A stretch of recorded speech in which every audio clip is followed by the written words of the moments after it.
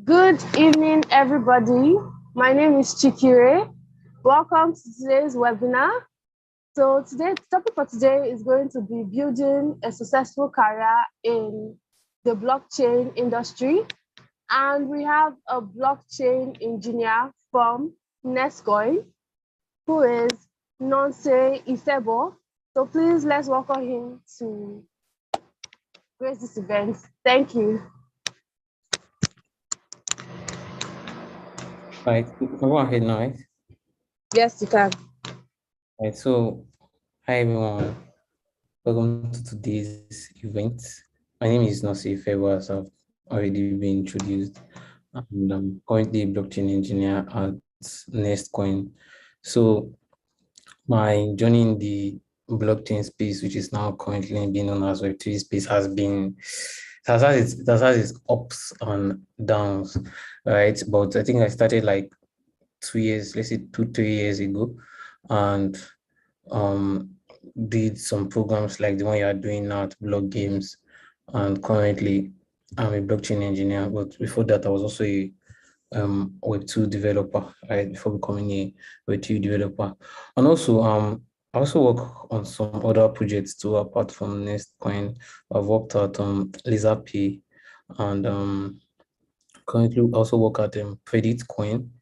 And also I'm also a student, yeah, student of OAU, that's over from our university. Yeah, so that's it about me. Now, for today's topic, we'll be talking about building a successful career as a blockchain developer. All right, so basically, being a blockchain developer is not, let me not deceive you, it's difficult, right? It's difficult. It's kind of difficult to be a blockchain developer, but there's nothing you can't achieve as far as you decide to put in the hard work, right? So starting from where you are now, um, you just have to concentrate on whatever they are going to teach you at block games and try and expand on that, right? So concentrate on it and do what the mentors will tell you. So if for me, I'm going to tell you about how to build the blockchain, how to become a successful blockchain engineer with my own experience. So I think I first heard about blockchain and cryptocurrency in 2017. Yeah, that was in 2017. I was a fresher then. So I was a fresher and I just heard about blockchain and cryptocurrency and I was interested. Yeah. So but basically I started in 2017. Now, from my own experience, I'm going to tell you the different approaches I took and basically the things I did right. And from that experience, we're going to learn 5 things. So first one of them is you need to be an avid reader, right? So there are a lot of videos and personally, I didn't really watch videos. I was more of a reader. I read a lot. So the first thing you notice from my story is that I read a lot, right? So the second thing is you have to, while you are building projects and while you are working on things that you do at blog games, you have to try out new tools while building, right? So that's the second thing. The blockchain space is vast and new things come up every single day. As we're talking now, there are different developers that are bringing up a new tool to either do this or do that, maybe either convert Ethereum to Bitcoin, swap, leverage, trade, lend, stuff like that. So you have to try out new tools while building so you won't be held back by learning a new tool on the job. Now, on that thing, the most important thing I would say is you have to, like the third thing now, you have to build projects, right? So apart from learning, you have to build projects. I'm sure you do at least a project at Block Games, but you don't stop there. You just keep on building projects. The thing is, projects build your confidence, right? They build your confidence to say, okay, I'm very good at this. And when someone says, okay, you are good at this, what have you done with it? And you're able to show off your GitHub, right? You're able to show off your GitHub profile to tell them that, all right, I've done this using this tool, right? So on that thing is the fourth one now is you have to gain on the job experience, right? So on the job experience does not necessarily mean that okay, it means that you have to like get employed somewhere and work for them, right? So you have to just get employed, do a little work or not, just work for them. And it doesn't necessarily mean that you have to be paid high. It's just the experience forget about the salary for now. Just take the job, do it. The thing is, when you are applying for a higher role, they are going to ask you what is your work experience, and they're going to be they want to make sure that you have already you already adapted yourself to the culture of an organization. When you come into the organization, you're able to fit in like easily, right? So you have to know how to work with people. So that's the fourth one. That's gaining on the job experience. So the fifth one is you have to stay updated. Like I said before, new things keep on coming up in this space. So you have to stay on top of your game, right? You have to always be ready for the new things that are coming in, and you have to always know that okay, the things I knew yesterday might have passed and another thing is coming up. Right. So down to my own experience. So let's get started with my story. So for my story, I started as like I said before, 2017. I got interested in blockchain. And in 2017, I didn't know anything about programming, right? So I decided that okay, I want to become a blockchain developer. But I was not serious. So I just delved into Java. That was in 2017. I did Java. Then after Java, I also did JavaScript. I wasn't building projects. I was just doing learning, just doing the languages. Then I was also reading a lot. If you check me out on Medium, you can just check Nonse Odion on Medium. I have a lot of articles, right? I have mostly blockchain articles. That is before I became a blockchain developer, I was already writing. So I think during the COVID break when we left, when we all came home, that is from school now, I just decided that okay, I needed to take my life serious. So I decided I needed to take my life serious. So I decided that okay, I'm going to concentrate specifically on blockchain engineering, and I joined the Consensus Blockchain Developer Bootcamp. So at the Consensus Blockchain Developer Bootcamp, when you first start, you are given a long list of things, a long list of articles and links, right? So those links are very important materials. So when I started, I first look at those links, and I already like started reading everything there, trying to grasp every single thing there. Right, I was at consensus. Then when I actually started the course proper, I noticed that they gave us short videos and they explained those videos explained the things to us. But at the end of those videos, they gave us links to other like about 4 or 5 articles that explain further about that particular concept that was taught in that video. So I always like dug deeper into every single thing. So if I finish a video, I'll make sure that that article is on that particular topic. I read it, and that article will lead me to another article, to another article. Like I just get on going down the rabbit hole. Right. So back to the first point I talked about. So I say you need to be an avid reader, right? So that me being an avid reader, that was one of the things that helped me. So did a lot of terms, a lot of new terms I was hearing about. I just made sure that I like if I see a new term I don't know, I'll make sure I read on it. And that article I'm reading will lead me to another article on maybe another term and just like that. So that was my first point. Now, at the Consensus Blockchain Developer Bootcamp, at the end of the Consensus Blockchain Developer Bootcamp, we did a project. Now that project, when I was doing that project, we were required to like do the project and submit so that we'll be graded before we'll be certified as blockchain developers. So I don't know if you have come across Web3.js and Ethers.js, right? So in my project, I decided that I was going to use Ethers.js instead of Web3.js. So I knew Web3.js. I knew it even before I started the Consensus Blockchain Developer Bootcamp. I was a little accustomed with Web3.js. But I decided that no, let me try out Ethers.js just for the fun of it and just to see how it works. So I decided to use Ethers.js. Right, I decided to use Ethers.js. Now that's coming back to my number 2 point. You have to try out new tools while building projects. So I decided to use Ethers.js. Another thing I did was that I at that time I already knew JavaScript, but I didn't know React.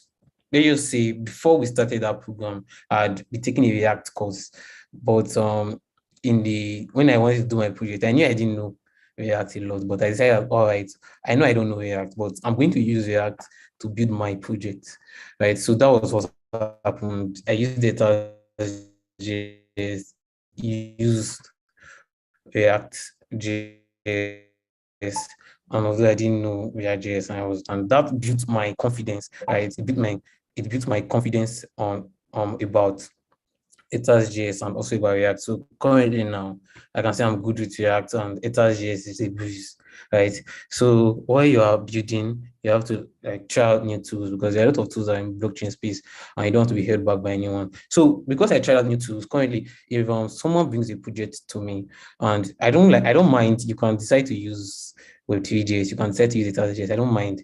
Just use anyone you want. And when you bring the project to me, I just work on it without making any fuss about the particular library you used, and also there's this blockchain developer toolkit called Truffle, right? It is Truffle. I don't know if you've heard of Truffle. It helps you compile smart contracts and helps you in deploying, right? There's Truffle and there's Hardhat. I've used it too. Conversant with it too. So even at Nestcoin now, we use Truffle. We use Hardhat. Yeah, we use Hardhat. So even when I joined Nestcoin, it was just easy for me to adapt and just continue using Hardhat with them.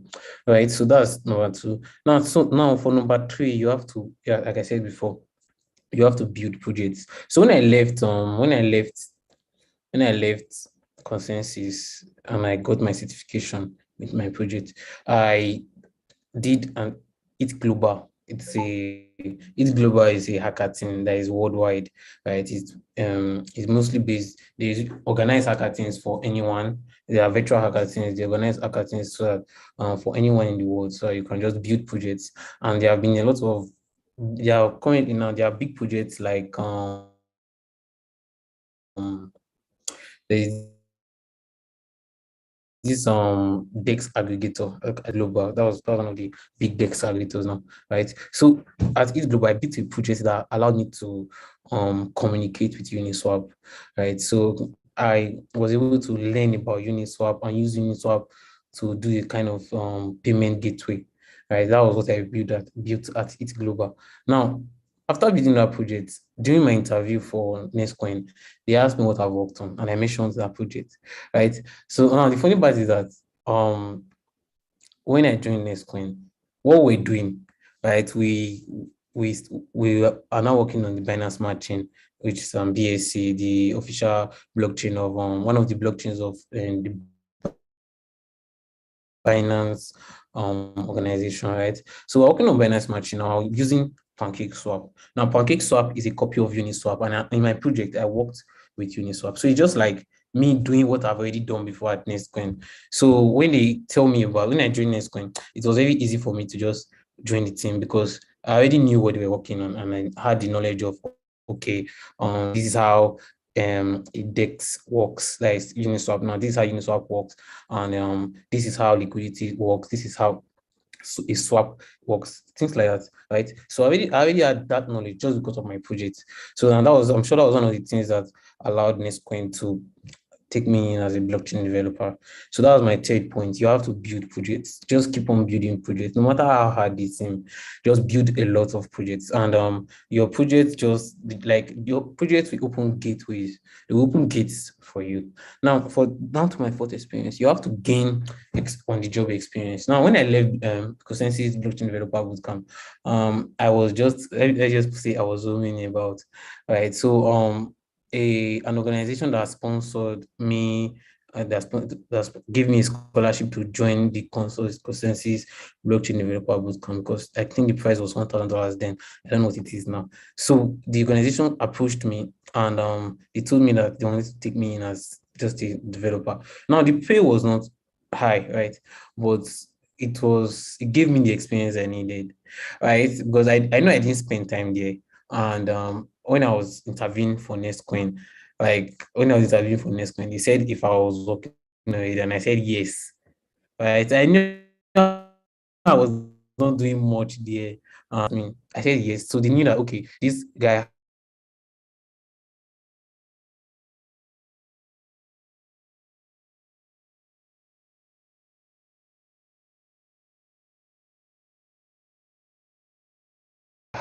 already has the experience of working with people, collaborating with people on projects and things like that, right? So you have to gain on the job experience. You have to just like at least ignore the experience. You to just open ways for you when experience gives you others that are applying, right? Now, down to the last thing I talked about, that is number 5. You have to stay updated. Now, in this space, there are a lot of things that are happening, right? It is decentralized. So innovation happens at the edge of like unlike our traditional systems, which is the Web2 system, where innovation happens at the center. So we have big organizations like Twitter, Facebook, and others, other big organizations like Amazon too and Microsoft. Now they innovate, right? They build up different things, they come up with new products for us to use, right? So they are at the center of innovation when it comes to Web2, right? But for Web3, innovation occurs at the it occurs at the we call it at the edge now. So we the users are the ones that actually come up with innovation, with new innovations, meaning that we innovate faster than if we're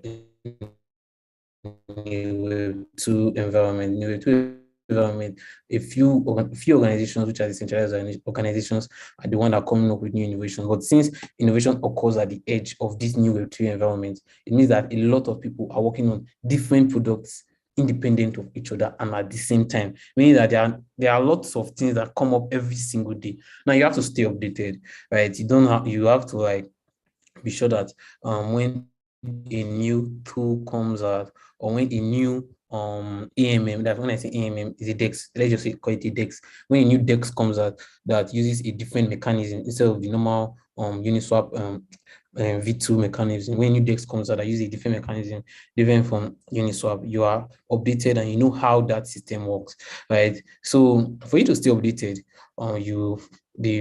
the place I would advise you to go is Twitter. So you have to be active on Twitter. You have to follow relevant handles, right? So you can follow handles of popular um, leaders of Web3, different Web3 companies such as Uniswap. You can follow Uniswap founder, One Inch founder, Avi, Venus. So those big companies, when you follow their founders, there will be other people that they follow that will tweet new innovations that are coming, like information that will give you that make you stay ahead, right? Stay ahead of innovation, not stay ahead of innovation, but be up to date with the innovations that are coming up in this space. So you have to have a Twitter account. For me, I'm mostly subscribed to podcasts, right? I listen to a lot of podcasts. So I usually have my AirPods in my ear, listening to podcasts, listening to um new teams that have come up with new ideas, new projects, and things like that. And I'm also subscribed to newsletters because to be honest, I'm really active. I'm not really active on Twitter. Well, of course I go on Twitter, but I'm mostly engaged in my newsletters and I always listen to podcasts. So you can choose anyone that works for you. And so that's my personal experience. And you can just do anything that works for you, right? But this is mine, and I'm quite sure that if you follow this, you will obviously build a successful blockchain engineer career. You obviously become a successful blockchain engineer. Now let's back to the point. So the first one is you have to be an avid reader. So the second one is you have to try out new tools while you're building. So the third one is you have to build projects. Just keep on building projects, right? So the fourth one is you have to gain on the job experience, right? And the fifth one is you have to stay updated in this space. A lot of things are happening and you don't want to fall back, right? So that's just it for me. Yeah, thank you.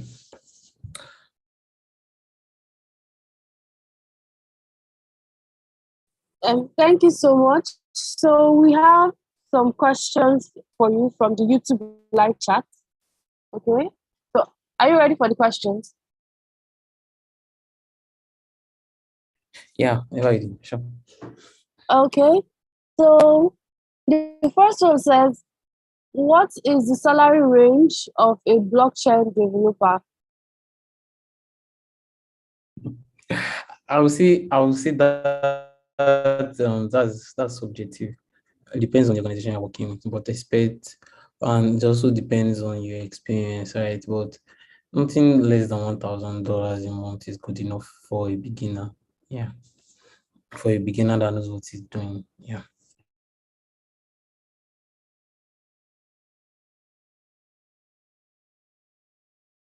Okay. Yeah, what are the question? Okay. So we have another one. It says, um, what is the typical daily job of a blockchain developer in an organization? What exactly do they do on a typical day's office hours? Okay. Now, since I'm actually working in a remote team, so I work from home basically. So for me, I don't have like a planned out session of how my day goes, right? So I can wake up and just start working immediately. But basically every day, I think one thing I do is that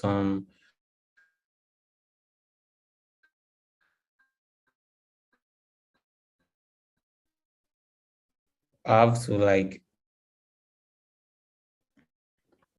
so currently at night, so we in the Nubian team. So on typical, okay, my tickets, what do I have on ground? Right. Then after I look at the tickets, I decide that okay, I pick the ones I'm going to work on. Now, when I pick the ones I'm going to work on, it usually depends on which is more easier. Right. So I usually pick the ones that are easier for me to handle. Right. So that I'll make sure that I'm done with it that same day. So I pick the ones that are easier for me to handle, then go into the code base. So in the code base, I can decide that okay, the front end is having an issue with the smart contract, right? So just decide, okay, I'm going to review this smart contract and look at where the errors are coming from, right? So then when I see where the error is coming from, fix it and then do a PR. So in between the process of me fixing and doing a PR, I might have also been asked to review the PR. That's when I say PR, a PR is a pull request.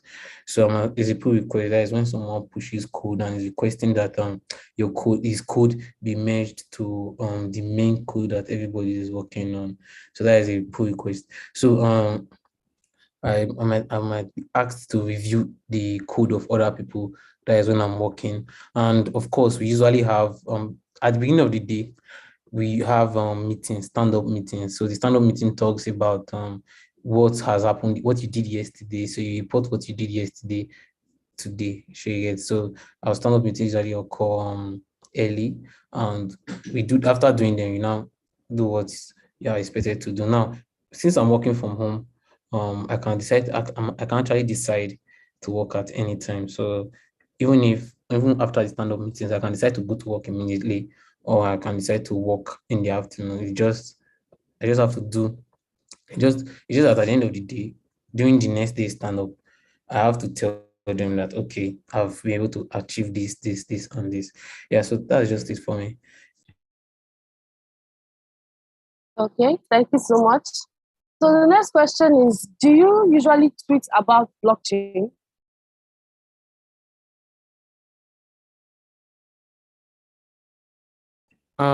Like I said before, I'm not really active on Twitter, but when I tweet, yeah, when I tweet, it's usually blockchain. It's I rarely tweet about any other thing. Right. But to be honest, the only reason I even go on Twitter is just to see, okay, what's happening? Like, is there any new technology that's coming out, or maybe there has been a hack, and I want the hack to be broken down for me. I want to know what really happened during the hack and what compromised that particular system or smart contract, right? So that is when I come online on Twitter, and I mostly tweet about blockchain. I don't tweet about any other thing, right? Just blockchain. Okay, so do you mind if we share your Twitter handle with the person or with the participants? No, I don't mind. I don't mind. It's Okay. public now. I don't mind. Okay, so guys, don't worry. After the conversation, we'll share his Twitter handle and maybe his LinkedIn too, so that you can check him out. Okay, so let's look at some other questions. Someone says, please tell us some of your favorite podcasts. Okay, Okay, so my number one is Bankless.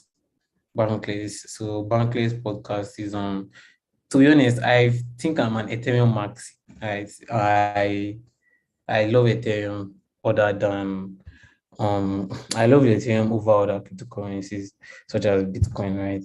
So just because obviously we developers mostly work on Ethereum and other smart chain that other blockchains that copy Ethereum. So for Bankless, they are Ethereum inclined, meaning that they usually talk about Ethereum and they always follow, like they follow new products that come out, right? So when a new product comes out, they can break it down for you and tell and talk about, okay, this is what makes this product good. Maybe why they would talk about why this product has high value locked than other similar products and things like that. They also bring up popular people like Vitalik Buterin. So Vitalik Buterin must have spoken there like I think up to 7 times, right? So yeah, it must have did I say 87? Sorry. Yeah, I've spoken there more than once. Let's just put that, but I don't know the exact number.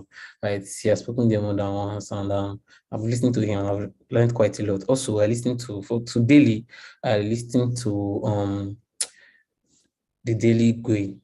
The Daily Gui is on that podcast that comes up Mondays to Friday. So every weekday, there's a new episode, and that new episode talks about what happened yesterday in the crypto space. So even though I don't come online on Twitter, I'm able to hear what has happened and the new innovations that are happening in the space through the Daily Gui. So my two best podcasts, Bankless and the Daily Gui.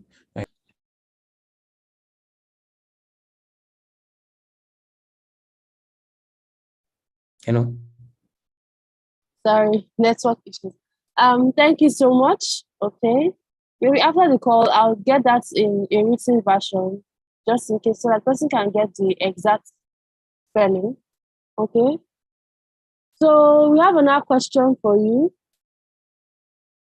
Okay. So someone said, um,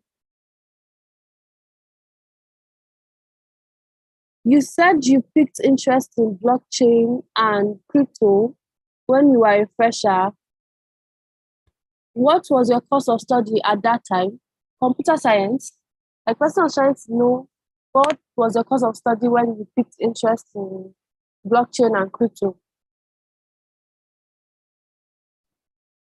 Okay, so before I say my course of study, I want to say my course of study does not determine why I picked an interest. Right? Yes, it pushed me to pick an interest. Yes, but does not determine why I picked an interest. Does not Your course of study does not hinder you from doing whatever it is you want to do. Even if you're studying medicine, you can still be a programmer, right? You just have to place your you just have to know which of them is your priority. So yeah, like most certainly, yeah, I'm a computer engineer, right? So at WAU, I'm studying computer engineering. Yeah, so yeah, that also like pushed me into programming, which then led to blockchain.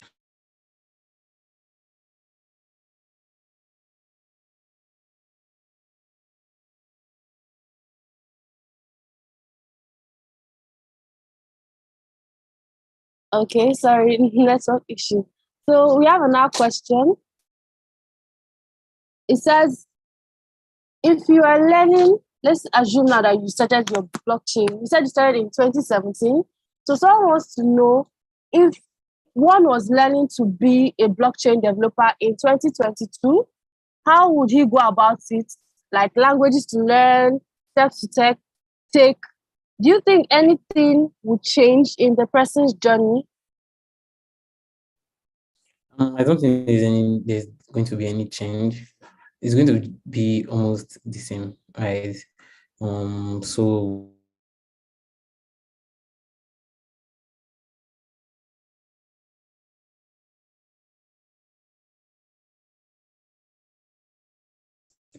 of course, you're going to, depending on the blockchain you are want to learn. So for most blockchains that have copied Ethereum, you have to know Solidity, right? So Solidity obviously on JavaScript. So at work, I mostly make use of Solidity and JavaScript, right? So, and yeah, Solidity and JavaScript. So those are the two main languages I mostly make use of.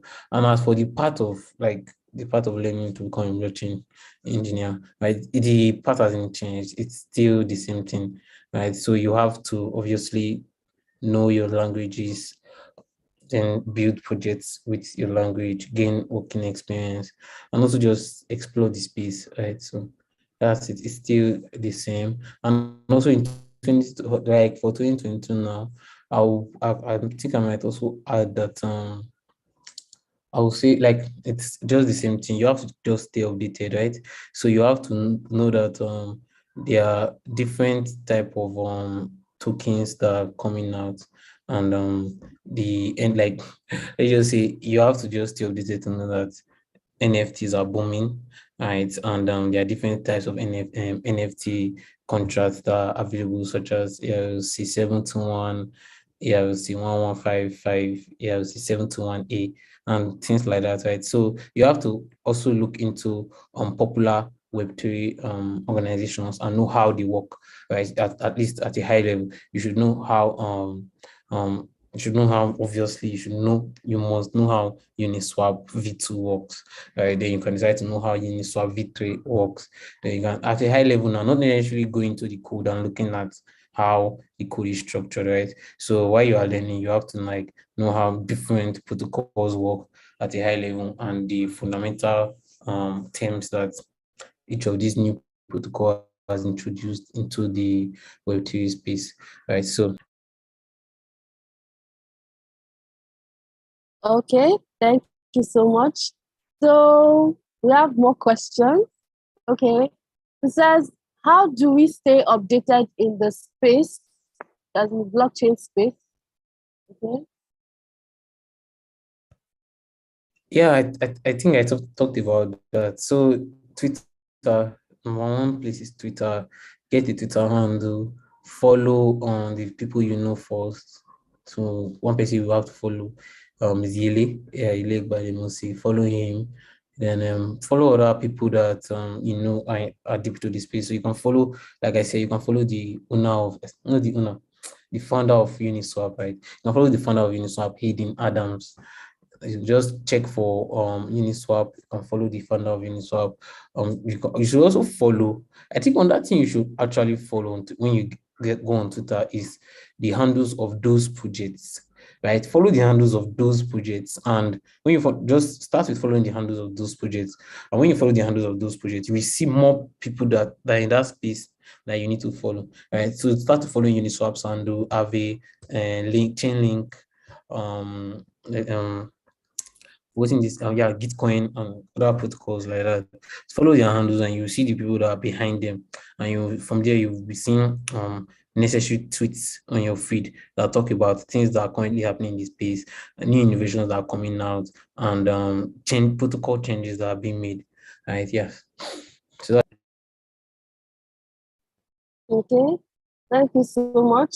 So the next one says, okay, James, we have already talked about the podcast. So later you can watch this video to find out. Okay.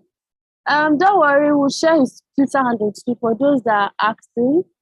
So Chidera said, what would be your advice to someone who is entirely new to the space? I think he has already treated that. Is there any other thing you want to add? I think you already talked about that. yeah, I'll say, and let me just add to it. So Okay. I'll say if you are new in this space, you should know that you should agree that okay, I don't know this thing and it's going to take time for me to become accustomed with all the technologies, right? So there are people that are new to programming as a whole, right? So you have to just take it slow and know that okay, it's going to take more time for me, but at the end of the day, I'm going to get to that goal, and you have to put in the hard work, sleepless, no, let me not say late nights, right? You have to put in hard work and the late nights. So you have to put in extra work apart from the work you do at blog games, because your mentor is not going to teach you every single thing.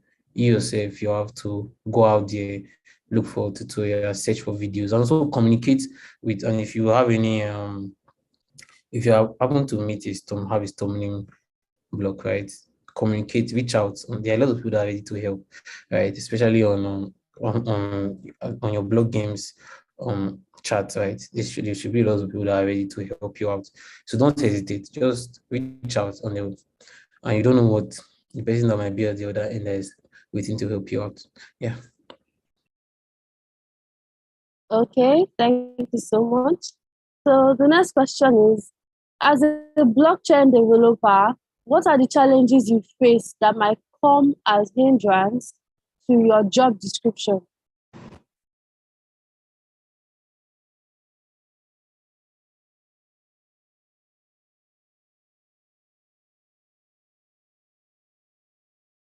So I didn't get that question. Okay, let me take it again. It says, as a blockchain developer, what are the challenges you face that might come as hindrance to your job description? Like indirectly saying, what are the challenges that Okay. hinder your job description? Okay. I think number one thing is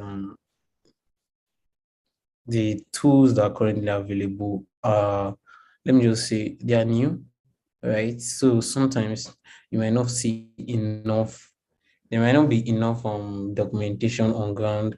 So these new tools have not been properly tested, right? So there might not be enough documentation on ground that might help you use them efficiently. And also for popular programming languages like JavaScript, Python, and the rest, you will notice that if you're having a bug, someone else must have already experienced it, right? But for maybe new programming languages are coming out with new blockchains, those bugs might have not been experienced. So it just take you longer to be able to like solve those, to be able to find a solution to those bugs, right? So I think that's one issue with one hindrance that I face.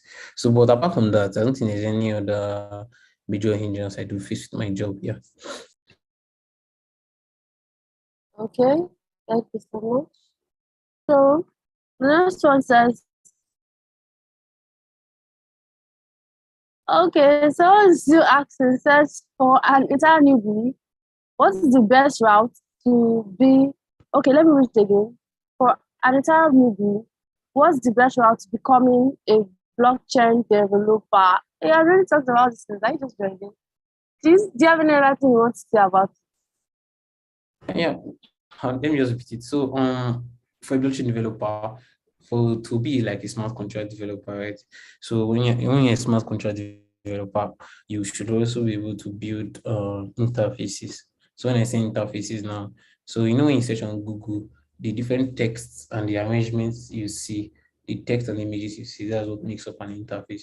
So you should be able to build an interface that interacts with your smart contracts, right? So starting from there, you should be able to write CSS, HTML, JavaScript, then Solidity.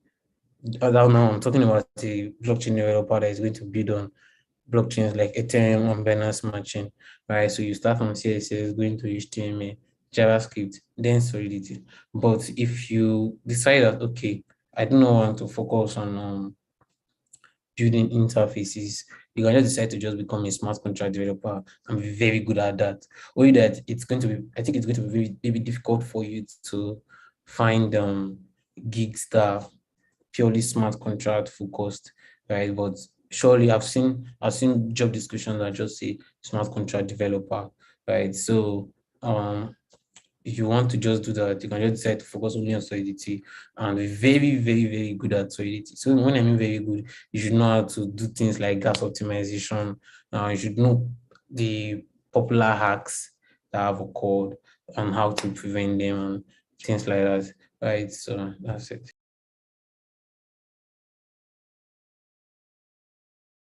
Thank you so much. Okay, so it's like just want to check us the questions because I've seen a lot of questions, but let's see how far we can go. So All someone right. says building a project using documentation of other projects. Example, sushi swap. How can you, sorry, let me take that again. Building a project by using documentation of other projects. Example, Sushi Swap. Can you walk us through that process briefly?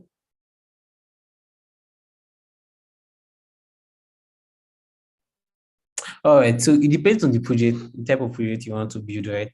So if you go on, if it depends on, basically you have to have a project in hand before you will know what I'm going to look for in that documentation. So for instance, let's say let's take a simple example. SushiSwap has a interface for swapping, right? So I decided that okay, I don't want to use SushiSwap's native interface. I don't want to use the interface that SushiSwap has. I want to build my own, right? So what I'm going to do now is that I'm going to go on SushiSwap's documentation, and I'm going to decide that okay, I'm going to look at how SushiSwap smart contract do the swap. So specifically, I'm going to look at the sushi swap contract, that the part of the sushi swap contract, right, that is a particular function that is called to pass in the token you want to swap and the amount you want to swap. So you start from there. So from there, you then say, okay, this is what you pass into the smart contract. Now, that will not determine how your interface will be built, whether you're going to have an input field where the person will enter the amount he wants to buy, and then on that place where the person will select the coin he wants to buy, then on that place where the person will select the slippage. I'm sure you must have seen slippage, right? So the slippage determines how much the buyer or the user is going to, like, how much the person can lose from that swap. That's basically it. That's what slippage is. How much the person can lose from that swap. So yeah, the place the person is going to enter slippage and other things like that. That's right. So that's just a simple example of it. So the application you build will determine where exactly you are going to in that documentation. And also, if you want to just like understand the whole swap works, there should be in their documentation or something like that, right? That explains how swap works on a high level. So you just have the knowledge. Yeah.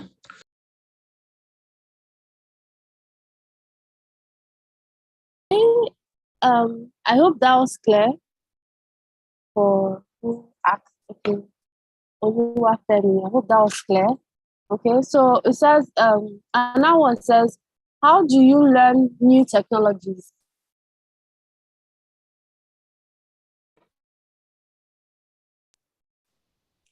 You learn new technologies by using them, basically. Because personally, now there was a time I wanted to learn how to use Go. All right. I read Go, I read the documentation, I used code with it, but I never built any project with it. Right. I never built any project with it. That was the difference. I never built projects with it. So I'm currently now, I'll still call myself a beginner in Go because I'm not confident with using Go. Right. But if I've built a project using Go, I'll be able to say that, all right, I'm good with Go, and throw anything at me in Go programming language and I'll write it for you using Go, right? So if you want to be good in new technologies, you have to use those technologies to build stuff. That's just basically it.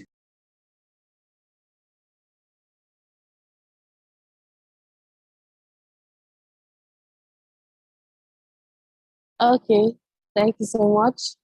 So, um, it says, what is your GitHub profile name? Okay, you know what? All this information about him, don't worry.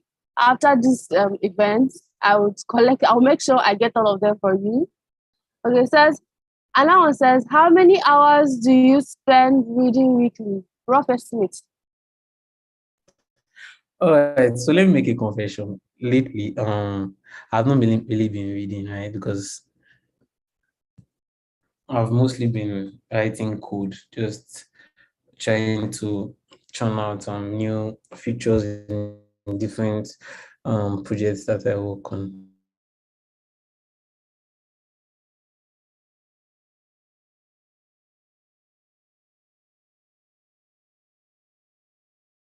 So lately, I've not really found the time to read. But before I was writing code, before I like started writing code full time, I read a lot, right? I've forgotten all the book. There's a popular book by um I just can't remember his name. It's he wrote I know he wrote a book on Bitcoin, Lightning Network, and Ethereum, right? So as that I read that book in my 200 level. I was not writing code then, but I just sat down and read that full book. But then I used to spend that was then reading different technologies, but not no, no, I wasn't coding then. That was why I had that time, right? Okay, thank you so much.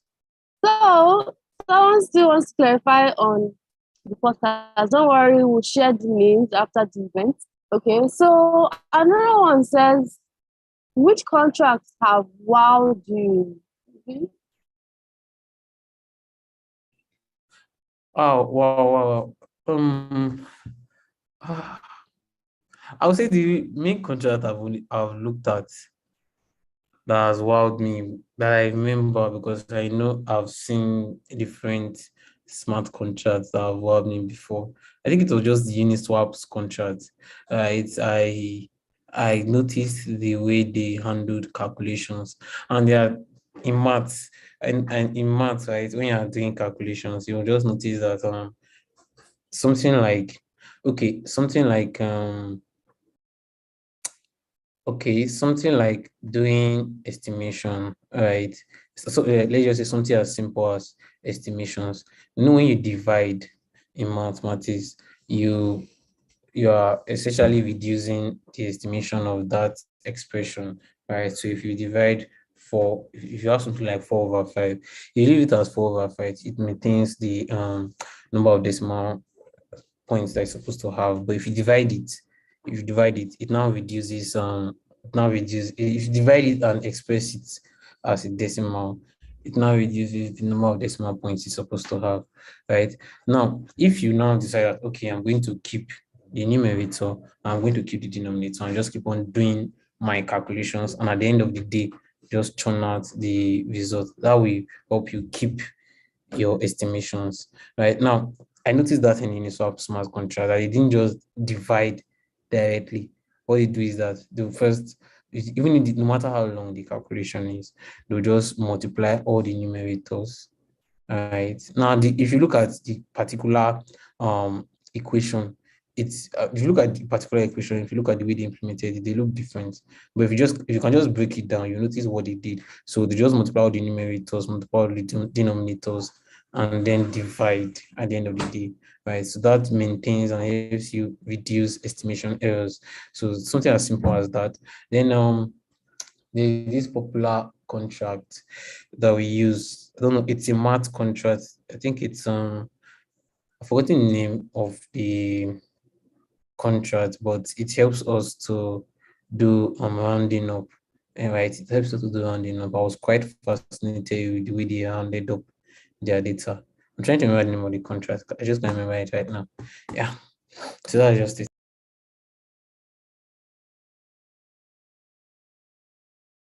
Thank you so much. So I can see that we have some students in the building. Someone's asking, says, how are you able to juggle both your schooling and your job at Nestcoin? Is it overwhelming? I would say basically you just have to pick your priorities, right? Before I started working on Nestcoin, this is me. This is me now. Before I started working on Nestcoin, I was already good in like my grades were already they were already good, right? So I can say that without before Nestcoin, I was always reading in school, preparing for exams and stuff like that. But now I'm at next point, I can decide to just reduce the amount of time I spend in school and just use the ample time I have to work at next coin and use just a little time to read my books, right? So I know that my grades are already up, right? And I can spare that time for myself. But for someone else that maybe you're still struggling at school and you are going to find it difficult for you to work on both and to work on both any living, you have to just find out what works for you. Just try out the different things and decide which one is going to work for you, right? And make sure you pick a job that gives you the time to be able to work on yourself, right? Yeah. Okay. So, Arinze, I hope that helps you. Okay. So, another question says, what is that one thing as per skill? In terms of skill, what's that one thing in terms of skill? If I know how to do it, I can confidently call myself a blockchain developer. Do you get the question? Yeah. I get the question. I would say you should do something that right now you think you can do it, right? Do something that before you do it, you think you can't do it, but and when you're done with it, you call yourself a blockchain developer. All right. So do something that you know is very difficult. Not just it. Do something you know is difficult and we require you to use things that you have never heard of before. All right. And when you're done, you can essentially call yourself a blockchain developer.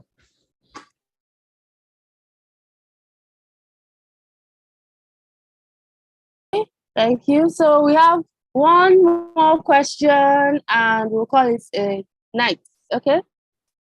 It says, is it possible to implement features from different dApps into your own dApps, thereby making it and thereby making it a hybrid of other dApps? Did you get the question?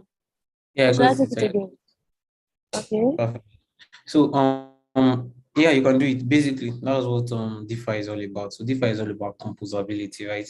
So we have based applications that are the bottom layer, and the other applications that have been like this is how it is. We have an application here, right? And we have another application on top of it. Well, on that one, we have another application on top like that. It just keeps on going. So everything is just interconnected, which brings about new financial products that were not possible in our traditional banking ecosystem. So something like I don't know if you have heard of Akemix. Akemix is a blockchain protocol. Now the way Akemix works is that when you take out a loan, right? I think it's a loan, yeah. I'm trying to place trying to remember I'm trying to remember the exact way I can mix work. But basically, I think what happens is that you will take out a loan somewhere. I know Alchemist works with on that protocol called Yen, and Yen itself works with other protocols.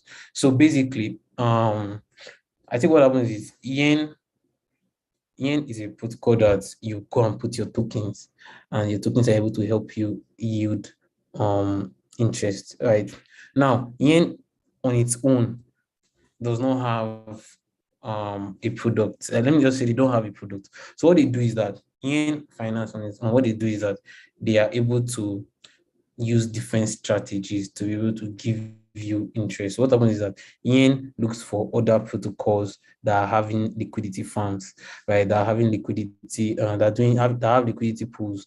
Then they're able to divide your tokens and section them across all these other protocols to give you maximum yield using different strategies. So that's EM Finance. Then I think the way it works, Academics works is that for academics, I think academics uses yen. I'm not so sure now, but I think it uses yen. And the way it works is that um your yen your yen tokens, you can take them to academics, right? You can take them to academics instead of you instead of you waiting instead of you waiting before instead of you waiting so that at the end of the day you're able to receive your interest, right? Instead of you waiting to receive your interest. But when you deposit in yen, you you earn interest. Now, instead of you waiting to receive your interest, you are able to just receive your interest directly, immediately. Instead of you waiting like I'll wait for this period of time before I receive my interest. When you take the tokens you get from yen, Because when you deposit your tokens in yen finance, they give you tokens. When you take tokens you get from yen and put it in academics, right? They now give you extra. They now give you the profit that you were supposed to earn, right? They just give it to you directly. Now I can't remember what academics works with, whether it was yen or RV. I can't just place it one of them, but that's how it works. So it's just like we have let's say Uniswap. We have Uniswap. Uniswap has a liquidity farm. It's on this place. So Uniswap liquidity farm is that you come to Uniswap, you put in your unit tokens and it gives you liquidity. And let's say SushiSwap also has a liquidity farm. Uniswap and SushiSwap are at this level, right? Doing liquidity farms, doing liquidity pools. Now, Yen is on top of it all. Now, Yen on top now decides that, okay, well, Yen is going to use a strategy such that it's going to collect profit from here and collect profit from here and give you more profit than if you were just using one of either Uniswap or SushiSwap. Now, Alchemist is now on top to make sure that what Alchemist now does is that it takes that because when you deposit in yen, they give you tokens, right? Yeah, they give you tokens. Now, Alchemist takes those tokens, right? It takes those tokens and gives you your interest immediately, right? Yeah, it gives you. Oh, but now forget the names of the. I just remember what Alchemist does, but forget the name of the protocols I've used, right? But that's how it works basically. So on this level, we have a protocol doing liquidity pools, and we have yen on top, and yen decides that okay, between these two protocols, I'm going to give you maximum liquidity. Then there's another protocol on top of yen that takes in yen's tokens and also gives you extra yield, right? And gives you extra yield. Now, one of those protocols is CROV, COV. I don't know COV Finance.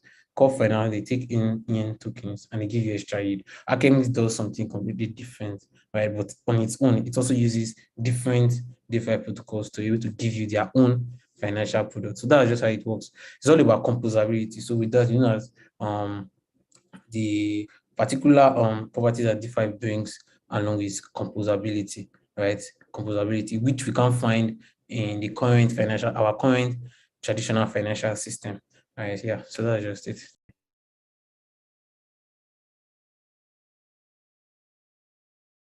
Okay, thank you so much. It was a pleasure having you. So, for this we're rounding up. So, please, after the event, I'll reach out to you to get your GitHub profile name, your LinkedIn, your Twitter, and the podcast you mentioned for those that asked. So thank you so much, everybody, for joining. Have a wonderful night. Bye. Yeah, thank you.